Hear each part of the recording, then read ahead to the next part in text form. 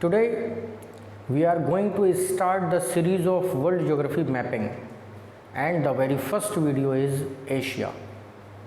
World geography mapping series के इस क्रम में आज हम लोग पहले टॉपिक को डिस्कस करने जा रहे हैं जिसका नाम है एशिया।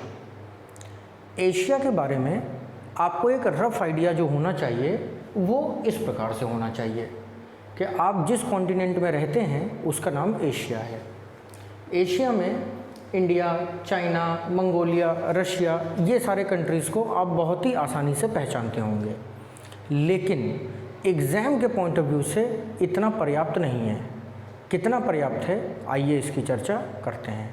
सबसे पहले हम लोग एशिया के बॉर्डर्स को क्लियर करेंगे, क्योंकि मैक्सिमम क्वेश्चन जो एशिया से आते हैं या किसी भी कॉन्टिनेंट से आते हैं वो उसके बॉर्डर से ही कवर किए जाते हैं।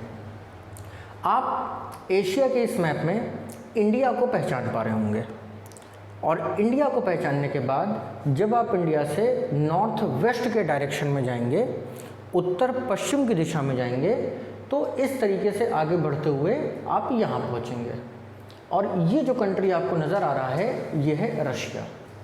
रशिया ये येलो कलर से कंट्री जो है ये दुनिया का सबसे बड़ा देश है। रशिया से ही हमारी ये कहानी प्रारंभ होती है, और सबसे पहले जो पॉइंट हमें यहाँ पे नोटिस करना होता है वो होता है यूरल माउंटेन्स। रशिया के अंदर जो नॉर्दर्न साइड है वहाँ पर इस तरीके से यूरल माउंटेन्स फैले हुए हैं, और ये यूरल पर्वतमाला रशिया के दक्षिणी हिस्से में होती हुई यहाँ कैस्पियन सी में आकर के फिनिश होती है। ये जो ब्लैक कलर की लाइन आपको नज़र आई ये है यूरल माउंटेन्स। तो पहला क्वेश्चन क्या हो गया कि यूरल पर्वतमाला, यूरल माउंटेन्स कहाँ पर हैं? रशिया में हैं, और रशिया को यूरल माउंटेन्स दो पार्ट्स में डिवाइड कर रहे हैं। यूरल माउंटेन्स के ईस्ट में रशिया और यूरल माउंटेन्स के वेस्ट में रशिया। आप लोगों ने कई बार ऐसा सुना होगा कि रशिया को साइबेरिया भी कहा जाता है। तो what do you understand by Siberia? Siberia Russia के उस हिस्से को कहा जाता है जो कि ईस्ट में स्थित है और एशिया के अंतर्गत आता है। लेकिन यूरल पर्वतमाला रूस को एक प्राकृतिक सीमा प्रदान करते हैं, जिसकी वजह से रशिया दो पार्ट्स में डिवाइड हो जाता है। यूरल माउंटेन्स के वेस्ट में जो रशिया आप देख रहे हैं, यानी कि ये वाला पार्ट, ये यूरोप के अंतर्गत आ जाता है, और जो ईस्टर्न पार्ट आप देख रहे हैं ये एशिया के अंतर्गत आ जाता है। अतः ये स्पष्ट हो जाता है कि Ural Mountains are the natural boundary between Asia and Europe. साथ ही साथ रशिया एक ऐसा कंट्री हो जाता है जो दो महाद्वीपों में फैला हुआ है। इधर का पार्ट एशिया में आता है, इधर का पार्ट यूरोप में आता है। लेकिन एक प्रॉब्लम है यहाँ पे, और वो प्रॉब्लम ये है कि रशिया को आप काउंट किस में करेंगे, एशिया में करेंगे या यूरोप में करेंगे? तो उसके लिए हमें ये देखना पड़ेगा कि रशिया की कैपिटल मॉस्को कहाँ पर है। तो रशिया की कैपिटल मॉस्को रही ये यहाँ पर, कहाँ पर? यूरोप में। तो जहाँ पर किसी भी देश की राजधानी होगी वहीं पर उसे माना जाएगा। इसलिए Russia politically exist in Europe, but physically expansion जो रशिया का है वो एशियाई हिस्सों में है। तो एशिया के बॉर्डर्स के क्रम में पहला पॉइंट हमने क्या पढ़ लिया? यूरल माउंटेन्स पढ़ लिया। आपको समझ में आ गया होगा यूरल माउंटेन्स ये पूरा इस तरीके से फैला हुआ है। आप इसको घर में अपने एटलस के ऊपर देखिएगा। यूरल माउंटेन्स का जो साउदर्न एरिया है, यानी कि ये वाला एरिया जो कि कजाकिस्तान और कैस्पियन सी के आसपास फैला हुआ है, इस वाले एरिया को कहते हैं कॉकेशस। और इन्हीं कॉकेशस पर्वतमालाओं में यूरल माउंटेन्स की हाईएस्ट पीक भी है जिसका नाम है माउंट एल्बरस। तो ये सारे छोटे छोटे क्वेश्चंस इससे रिलेटेड आपको पता होने चाहिए। जब हम लोग यहाँ से नीचे उतरते हैं तो ये एक वाटर बॉडी हमको नज़र आती है, और ये वाटर बॉडी का नाम है कैस्पियन सी। ये है कैस्पियन सागर। तो एशिया के बॉर्डर्स के क्रम में अगला पॉइंट जो हमारे पास आ जाता है वो आ जाता है कैस्पियन सागर। इस तरीके से हमारी सीमाएं आगे बढ़ेंगी। अब प्रश्न पैदा होता है कि कैस्पियन सागर तो झील है, बेसिकली इसका जो कैरेक्टरिस्टिक्स है वो एक लेक का है, लेकिन इसे सी क्यों कहा जाता है? क्या इसके साइज़ की वजह से कहा जाता है? क्या इसके शेप की वजह से कहा जाता है? तो जी नहीं, ऐसा कुछ भी नहीं है। कैस्पियन सी को सी इसलिए कहते हैं क्योंकि झील होने के लिए इसे किसी कंट्री के अंदर फिजिकली एक्सटेंड करना पड़ेगा, लेकिन कैस्पियन सी की ये विशेषता है कि ये किसी देश के अंतर्गत नहीं आती। कैस्पियन सी कई देशों की सीमाओं से घिरी हुई है, इसलिए इसे सी कहा जाता है। खारे पानी की विश्व में सबसे बड़ी झील है। अगर हम सलाइन वाटर की बात करें तो डेड सी के बाद दूसरे नंबर पर कैस्पियन सी ही आती है।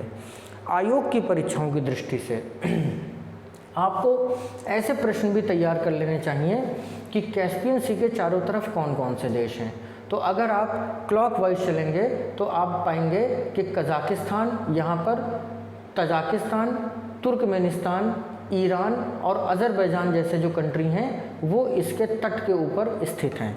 अब इनमें से सबसे लंबा बॉर्डर कौन सा कंट्री शेयर करता है, सबसे छोटा बॉर्डर कौन सा कंट्री शेयर करता है, ये आपकी जिम्मेदारी है कि आप एटलस खोल करके उसको देखें और एक सूची तैयार करें कैस्पियन सी के बारे में।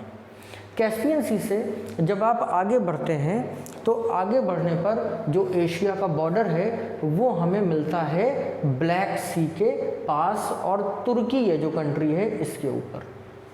तो इस तरीके से ये लाइन हमारी आगे चली जाएगी। हालांकि ब्लैक सी एशिया के अंतर्गत नहीं आता। आप देख रहे हैं कि इस बॉर्डर के ऊपर है ब्लैक सी, नीचे क्या है? टर्की है, तो टर्की एशिया में आता है। लेकिन फिर भी हमें याद रखना चाहिए कि यूरल माउंटेन से जब हम नीचे उतरे तो यूरल माउंटेन्स, फिर मिलता है कैस्पियन सी और फिर मिलता है ब्लैक सी, और टर्की के सहारे सहारे ये बॉर्डर हमारा नीचे आ जाता है। कहाँ तक नीचे आ जाता है? मेडिटेरेनियन सी तक आ जाता है, भूमध्य सागर तक आ जाता है। इस तरीके से यहाँ पर एक ध्यान देने योग्य बात है, वो ये है कि जब हम लोग यूरल माउंटेन के सहारे नीचे उतरते हैं, कैस्पियन सी में आते हैं, ब्लैक सी में आते हैं, टर्की में आते हैं, तो ऊपर क्या ब्लैक सी को छोड़ दिया जाए? जी हाँ, ब्लैक सी को छोड़ दिया जाए। एशिया में नहीं आता है, इस बॉर्डर के अंदर सब कुछ एशिया में आता है।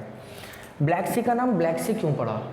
दुनिया में कोई भी सी जो कि कलर के नाम पे है, जैसे ब्लैक सी, येलो सी, वाइट सी, रेड सी, इनका नाम क्यों पड़ा? सॉइल टाइप की वजह से।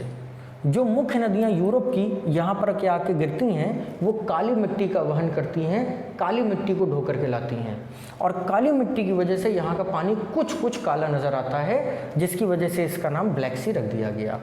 ब्लैक सी के नीचे ये जो कंट्री है ये है टर्की, और टर्की ये जो कंट्री है इसे आपको बिल्कुल भी नहीं भूलना चाहिए। Turkey is the one of the most important country in the world. क्यों? क्योंकि टर्की को ब्रिज ऑफ यूरोप भी कहा जाता है।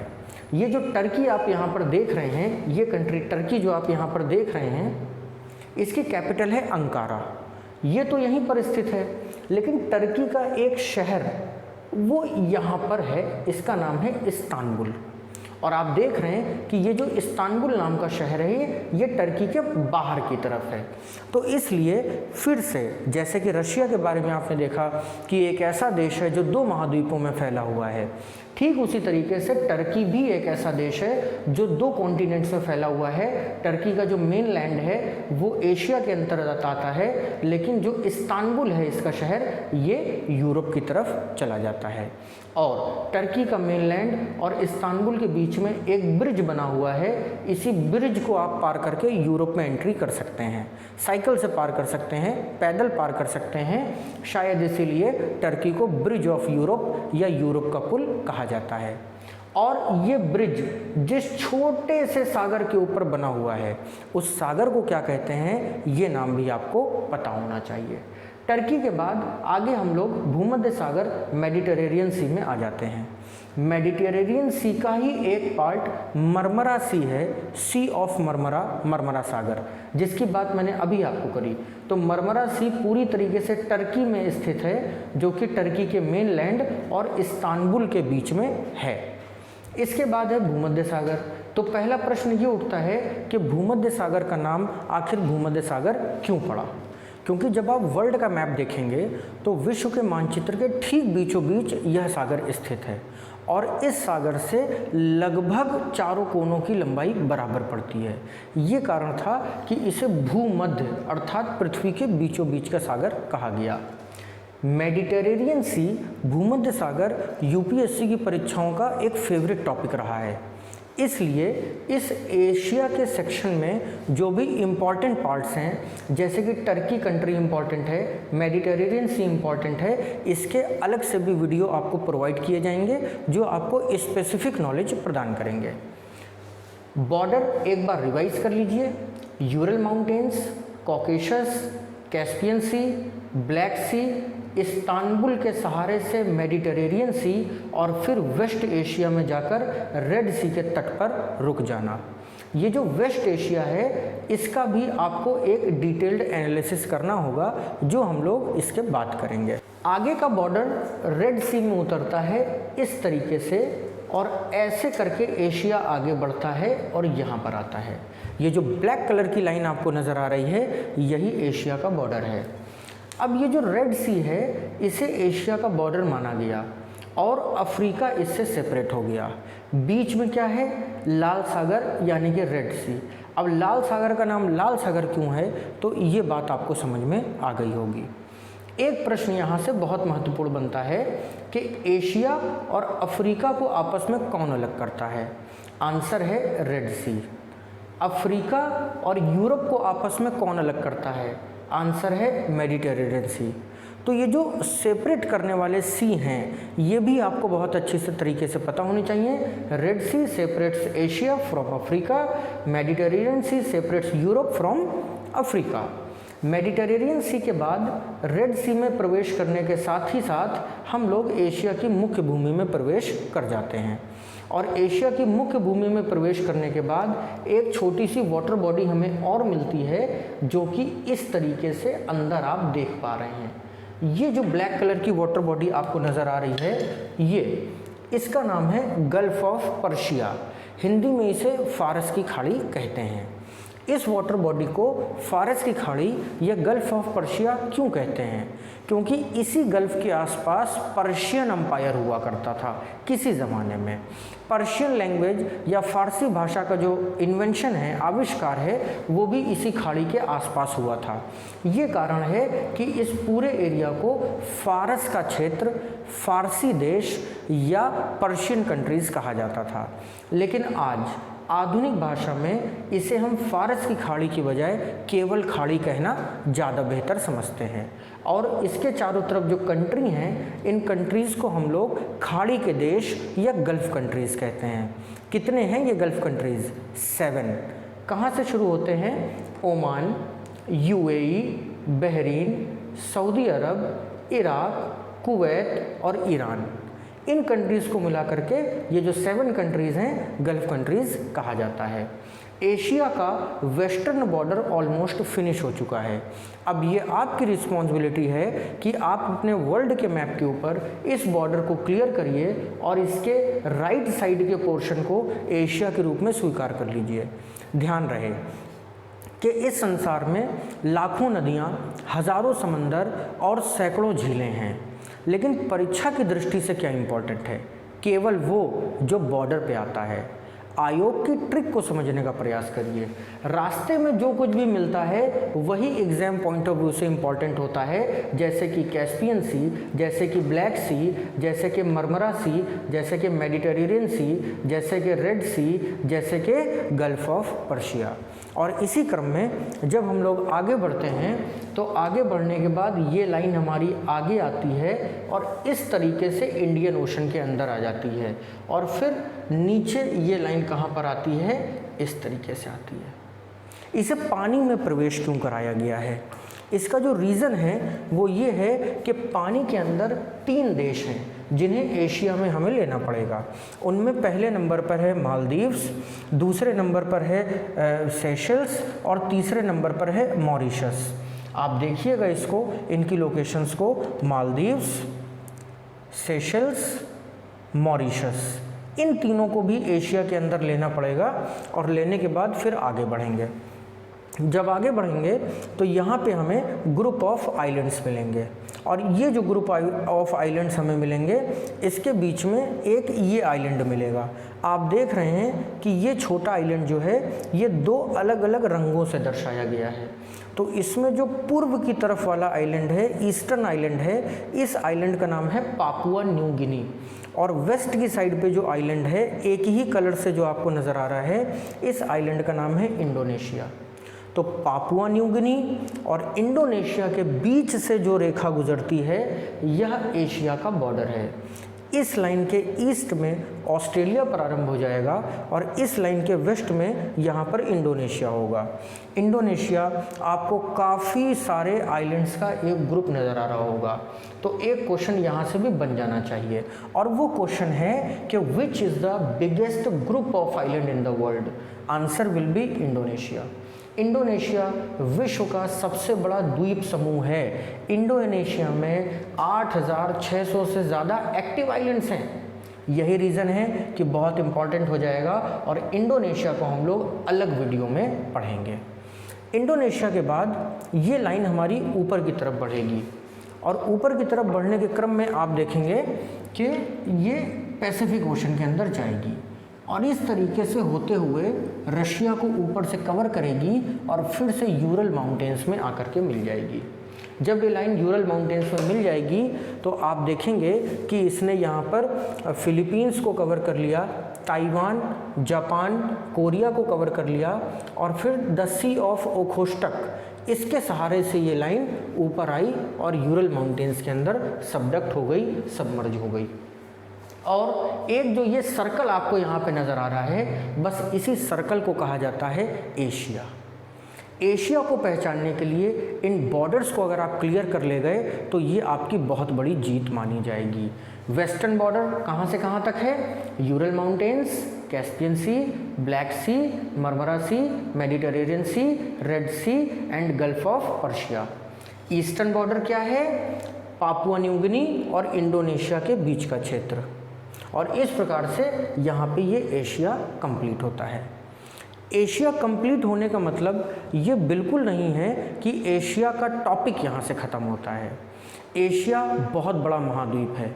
एशिया के अंदर देशों की पहचान करनी आवश्यक है, इसलिए अध्ययन की सुविधा के लिए एशिया को 3 भागों में डिवाइड किया जाएगा। Asia can be divided into 3 parts, जिनमें एशिया का सबसे पहला पार्ट हो जाता है यहाँ पर मिडिल ईस्ट, इसे कहते हैं मध्य पूर्व। मध्य पूर्व के बाद एशिया का दूसरा पार्ट हो जाता है सेंट्रल एशिया, जिसे केंद्रीय एशिया कहते हैं। और एशिया का तीसरा और सबसे इम्पॉर्टेंट पार्ट हो जाता है साउथ ईस्ट एशिया, दक्षिण पूर्वी एशिया। अगली क्लास में हम लोग इस बात की चर्चा करेंगे कि ये मिडिल ईस्ट क्या है, मिडिल ईस्ट की विशेषताएं और यहाँ से पूछे जाने वाले सभी पॉसिबल क्वेश्चंस। फिर हम लोग चर्चा करेंगे सेंट्रल एशिया की कि ये सेंट्रल एशिया क्या है और यहाँ से पूछे जाने वाले सभी पॉसिबल क्वेश्चंस। और फिर हम लोग चर्चा करेंगे कि ये साउथ ईस्ट एशिया क्या है और यहाँ से पूछे जाने वाले सभी इम्पॉर्टेंट क्वेश्चन। तब तक आप लोगों की ये रिस्पॉन्सिबिलिटी है कि इस एशिया के बॉर्डर को आप क्लियर कर लें और यहाँ पे कंट्रीज़ की कैपिटल्स को याद करने की ज़्यादा से ज़्यादा कोशिश करें।